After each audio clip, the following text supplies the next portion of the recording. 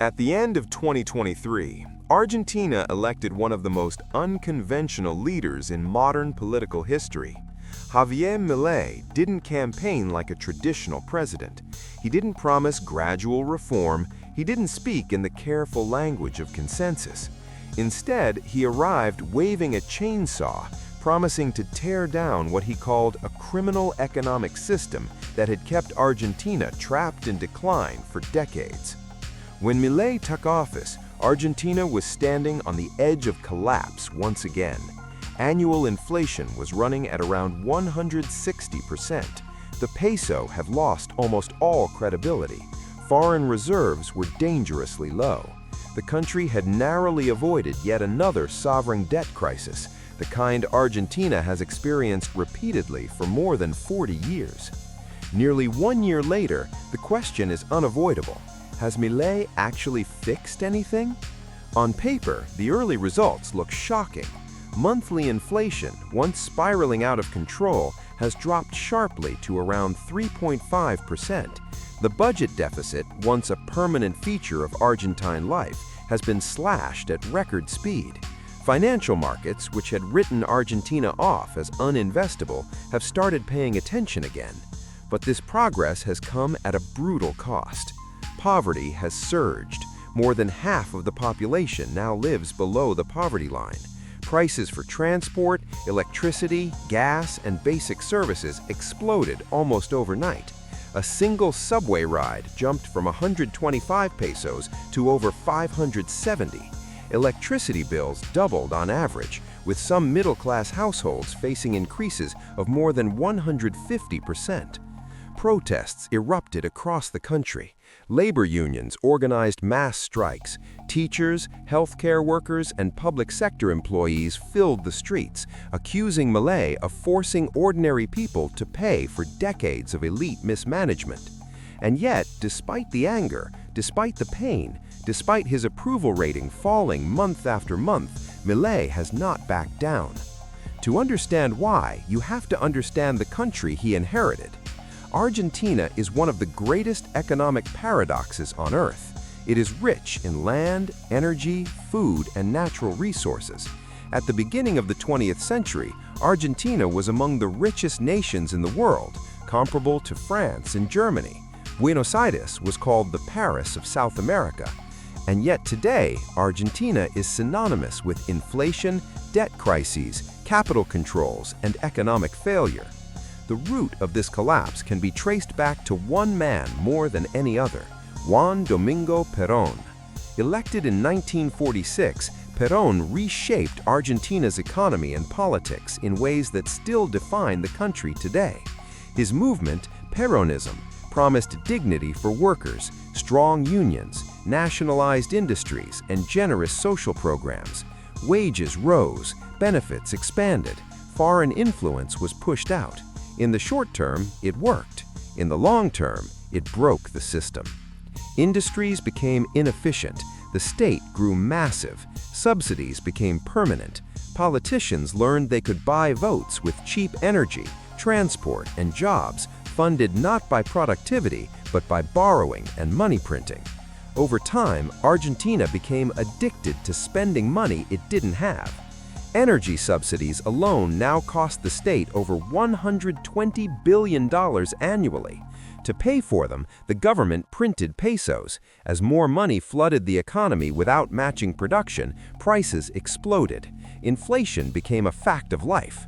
In just the last 4 years, a 1,000 peso bill went from being worth around $60 to less than $1. Argentines stopped trusting their own currency. They saved in dollars, priced goods in dollars, and fled the peso whenever possible. This destroyed long-term planning. Businesses couldn't invest, workers couldn't save. Every economic decision became a race against time. And yet, Peronism remained politically dominant. By the time Milei arrived, Argentina had spent decades trapped in a boom and bust cycle. Each government promised reform, each one eventually gave in to spending, controls, and inflation. Nothing ever truly changed. What made Milei different was not just his ideology, but his willingness to accept pain now rather than later. From day one, Milei declared war on the deficit. His logic was simple. Inflation is not a mystery, it is theft through money printing, and the only way to stop it is to stop spending more than you earn. Within weeks of taking office, Milei cut subsidies across the board. Energy prices were allowed to rise, transport subsidies were slashed, entire government departments were dismantled. Around 70,000 public sector jobs were eliminated, shrinking a bloated state that had become one of the largest employers in the country. To ordinary Argentines, the shock was immediate and brutal. But from Milei's perspective, this was unavoidable. Subsidies kept prices artificially low, but they also guaranteed permanent inflation.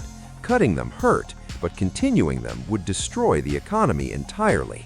At the same time, Milei moved aggressively to reform Argentina's currency system. For years, Argentina operated with multiple exchange rates. There was an official rate, tightly controlled by the government, and an unofficial blue dollar rate that reflected reality. The gap between the two distorted everything, from imports to investment.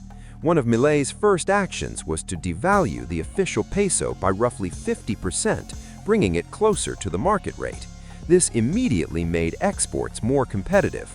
Argentine beef, soybeans, and grain became cheaper for foreign buyers. But again, the cost was domestic. Argentina imports much of what it consumes. A weaker peso meant imported goods became more expensive overnight. Electronics, machinery, medicine, and even some food items surged in price. The pain fell hardest on the middle and working classes. Wealthier Argentines, who already held dollars or assets abroad, were largely insulated. This inequality fueled resentment and protests, but Milei pressed on. Perhaps his most controversial proposal was dollarization, replacing the peso entirely with the US dollar.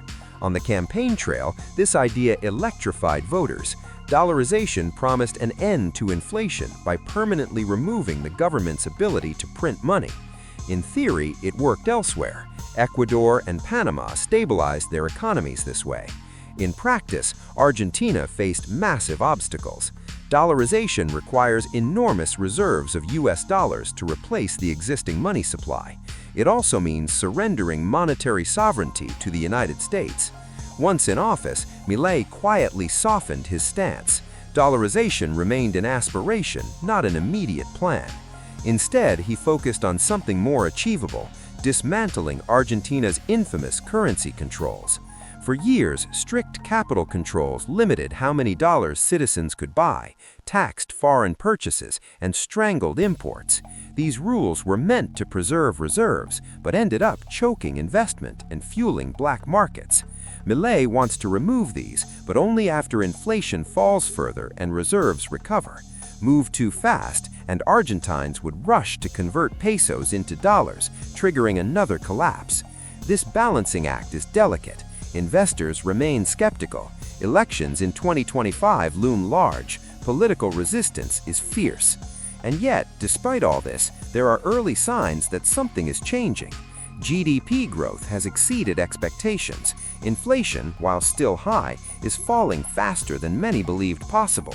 Argentina recorded rare fiscal surpluses in early 2024. Markets, for the first time in years, are cautiously optimistic. The deeper significance of Milei's reforms lies not in short-term data, but in breaking expectations. For decades, Argentines expected inflation, controls, and crisis. Milei is trying to reset that psychology, to convince people that this time is different. That is why he speaks so aggressively. That is why he refuses compromise. His entire strategy depends on credibility. But credibility has a clock. If living standards continue to fall, if poverty remains high, if investment fails to materialize, public support will evaporate. Argentines are patient, but not infinitely so. Milei's challenge is not economics alone, it is political endurance. He governs with one of the weakest congressional positions in modern Argentine history. His party lacks a majority. Many reforms have been pushed through by decree.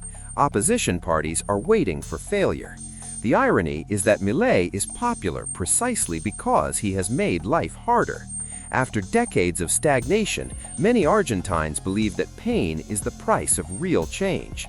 They are tired of illusions. They want honesty, even if it hurts. But patience is not permanent. If Argentina does not deliver visible improvement within the next few years, Milei will be remembered as not the man who fixed the economy, but as another radical experiment that collapsed under reality. For now, the verdict is unfinished. What is clear is this: no leader in recent Argentine history has attacked the roots of dysfunction this aggressively. No one has tried to break the cycle so directly. Whether that makes Milei a savior or a footnote will depend on time. If you want deep, brutally honest breakdowns of the world's most broken economies, bold leaders, and the real cost of economic reform, then subscribe